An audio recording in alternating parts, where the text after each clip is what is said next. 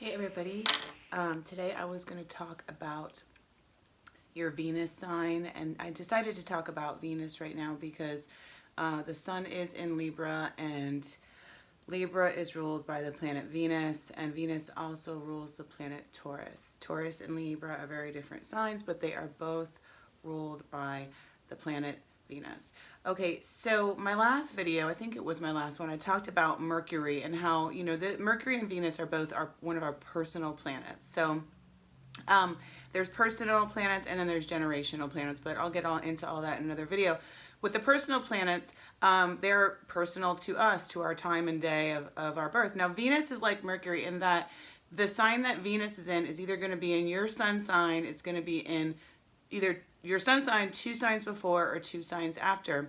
So like I told you guys before, I'm a Scorpio. I have Mercury in Libra. That's the sign after. I have Venus in Sagittarius. So that's the sign after Scorpios. But if you're in Aquarius, or you could have it in Aquarius, you could have it in 2 signs before, or you could have it in 2 signs after. And that's the same with every single sign in the zodiac. So Venus, you know how people always ask, okay, well, my boyfriend is this, or whatever, this guy I like or this girl I like is this, and are we going to get along? Well, that's a really complicated question, and I'd have to look at the whole chart. And astrologers do what's called a synastry chart, and we look at both the charts together and analyze what's going on to determine if that person's going to get along. Real basic, if you read a basic astrology, of course, fire signs get along with air signs, and then earth signs get along with water signs. But I'm sure a lot of you guys have friends and everything else that are in a sign that's not supposed to be compatible with you, but that's because you got to look at the whole chart. So now here's an interesting thing, because there is a difference between the man's chart and the woman's chart. In the man's chart, to determine the type of woman he is attracted to, just the type, this is Edgar. There's always a lot of activity when I do these in the house.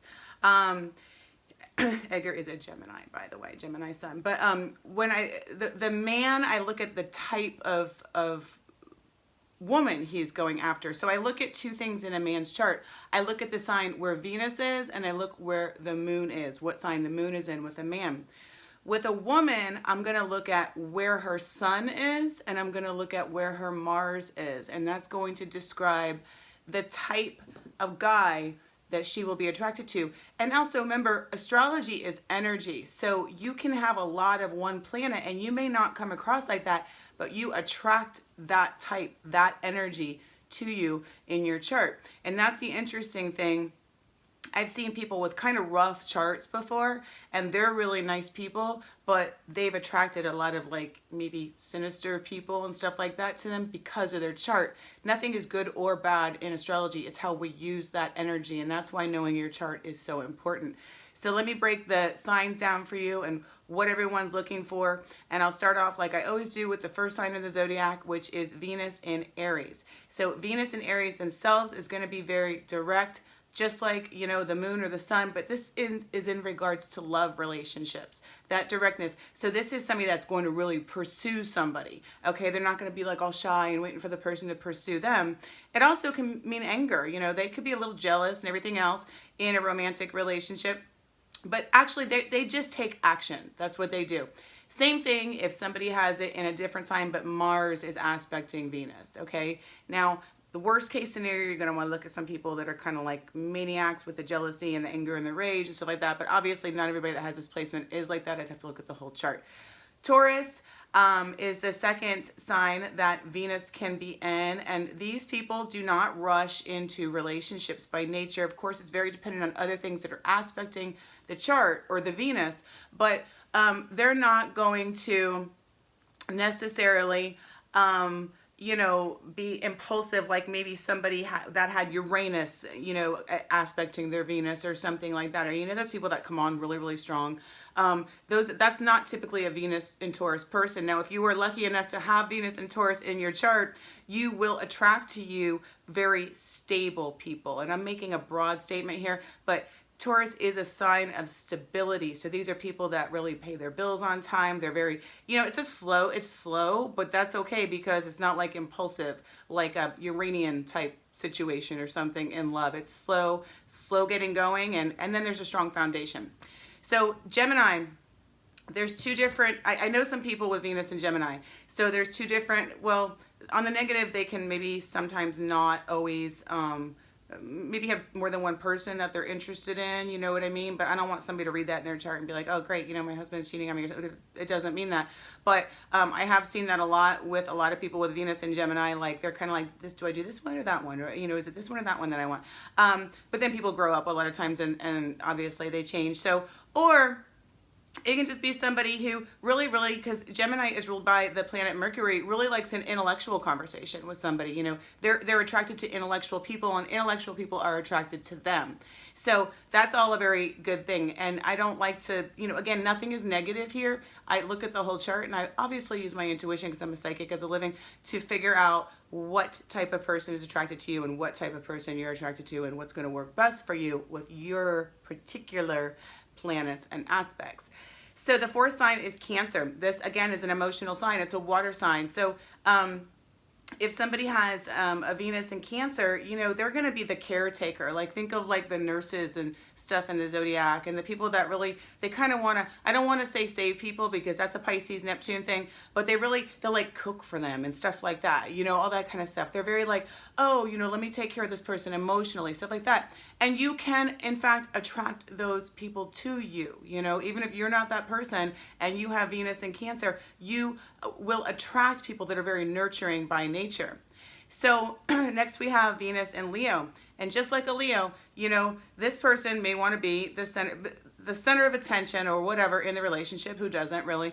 But they're another fire sign, so they're going to be very assertive, and they're the kind of people that they want what they want. They're fixed, and they're going to go after it, and they're going to get it. Big egos, though. Big egos. Remember that.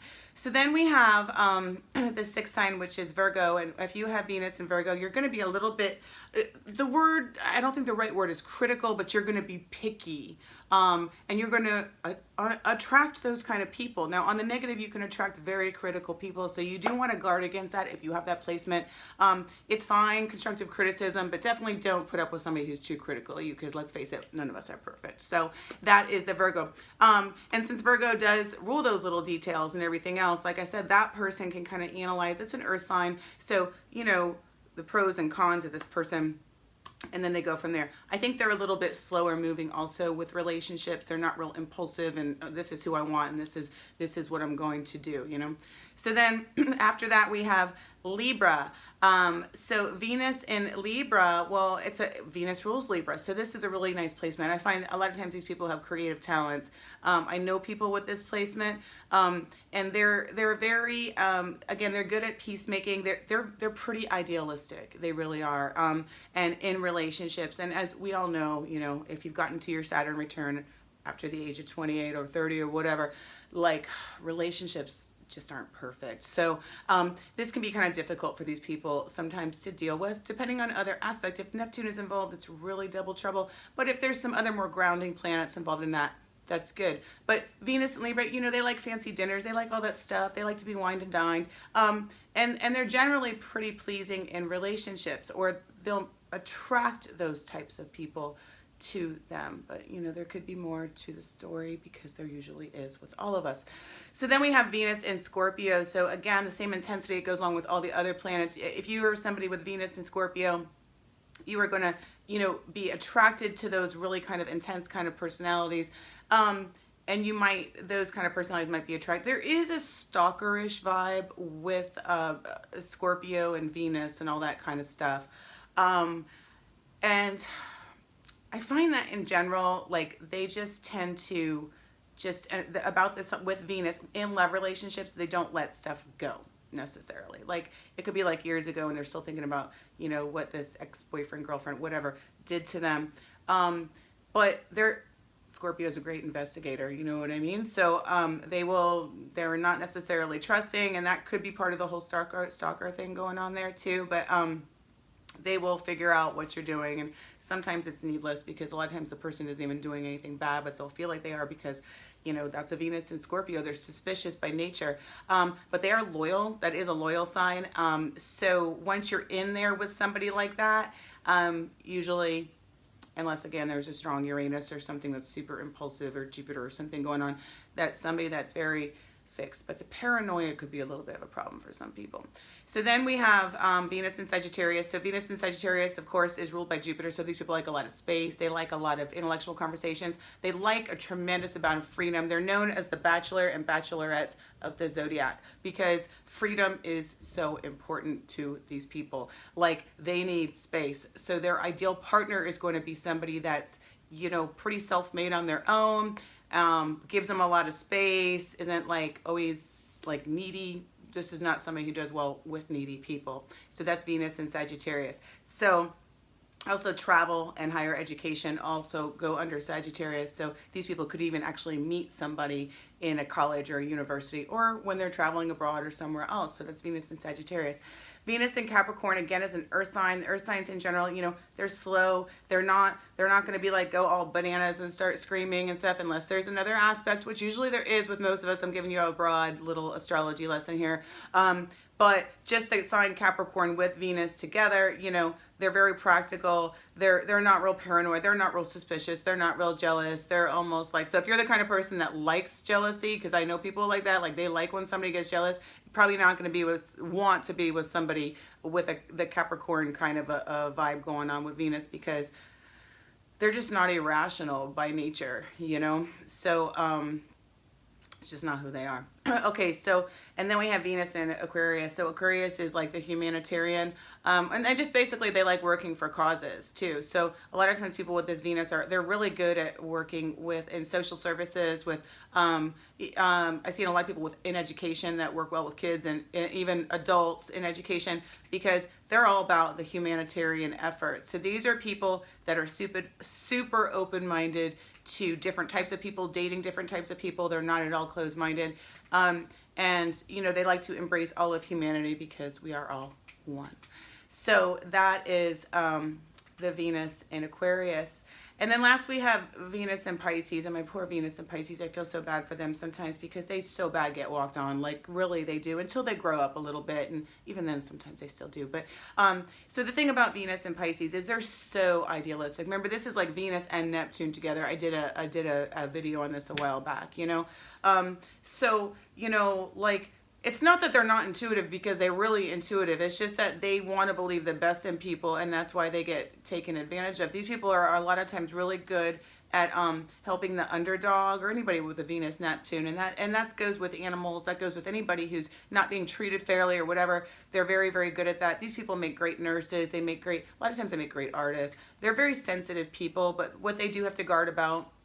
But I gotta tell you guys something too. If you have Venus in Pisces or Venus Neptune, you may attract people that are like super duper creative and artsy, or super annoying and needy. So just know that, like, that's what you're up against. So astrology is energy, planets are just energy. If you have any of these aspects, you want to get rid of that energy, that negative part, on your own. I always say, like, if you've got a strong Mars in your chart, exercise.